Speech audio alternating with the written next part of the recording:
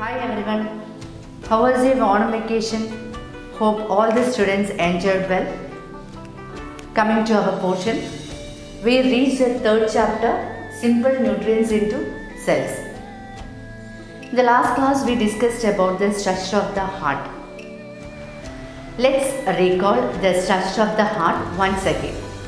The heart is situated slightly tilted towards the left in between the two lungs behind the sternum in the thoracic cavity. Pericardial membrane is a double-layered membrane which covers the heart. In between the pericardial membrane, there is a fluid called pericardial fluid. This fluid helps to reduce friction between the membranes when the heart beats. Before moving to our topic, let's have a look at the diagram of the heart. The left side consists of aorta, left pulmonary artery, left pulmonary vein, left atrium, bicuspid valve, left ventricle, aortic valve. In the right side we can see superior vena cava, right pulmonary artery, right pulmonary vein, pulmonary artery, right atrium, tricuspid valve, right ventricle, inferior vena cava and pulmonary valve.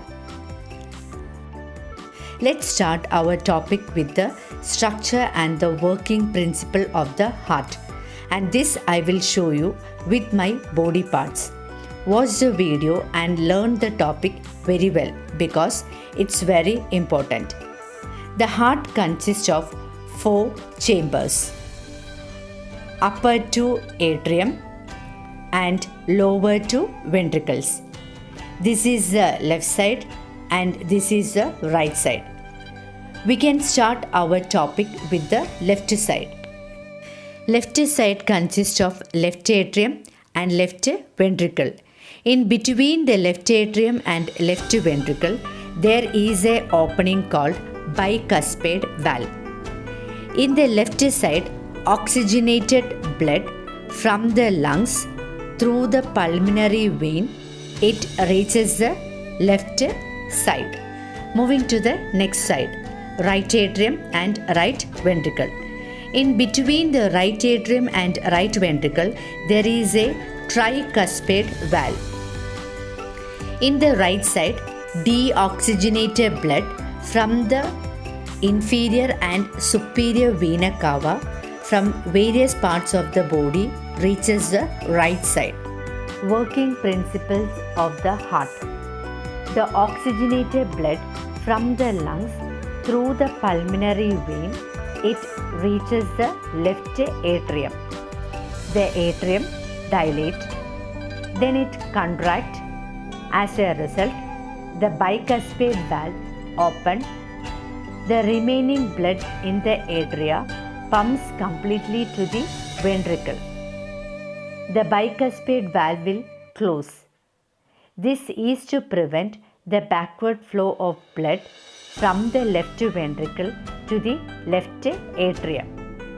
When the ventricles dilate fully, the ventricles contract, and at the time the aortic valve will open and the oxygenated blood moves towards the aorta. The aortic valve closes.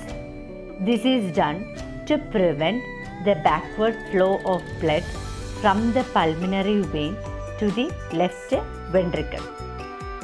Moving to the right side, the deoxygenated blood from the superior and inferior vena cava reaches the right atrium. It dilates.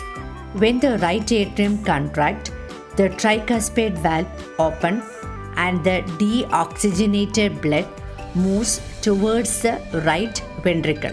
The tricuspid valve will close to prevent the backward flow of blood from the right ventricle to the right atrium. When the ventricle contracts, the pulmonary valve opens and the deoxygenated blood through the pulmonary artery, it reaches the lungs for purification. The valve will close. Here, the pulmonary valve prevents the backward flow of blood from the pulmonary artery to the right ventricle.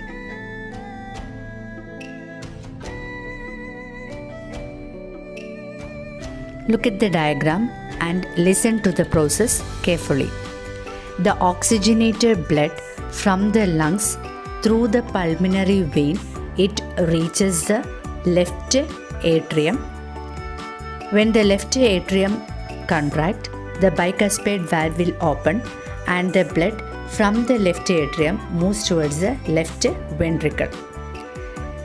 When the left ventricle contracts, the aortic valve will open and through the aorta it reaches the body tissues. The deoxygenated blood through the vena cava, it reaches the right atrium. When the right atrium contracts, the tricuspid valve will open and the blood reaches the right ventricle. And when the right ventricle contracts, the pulmonary valve will open and the deoxygenated blood through the pulmonary artery, it reaches the lungs. And this process continues twice, and that is called the double circulation. The blood circulation through the pulmonary artery, pulmonary vein, superior vena cava, inferior vena cava and aorta together constitute the double circulation. Double circulations are classified into two: systemic circulation and pulmonary circulation. Systemic circulation, the circulation that starts from the left ventricle and ends in the right atrium after circulating throughout the whole body.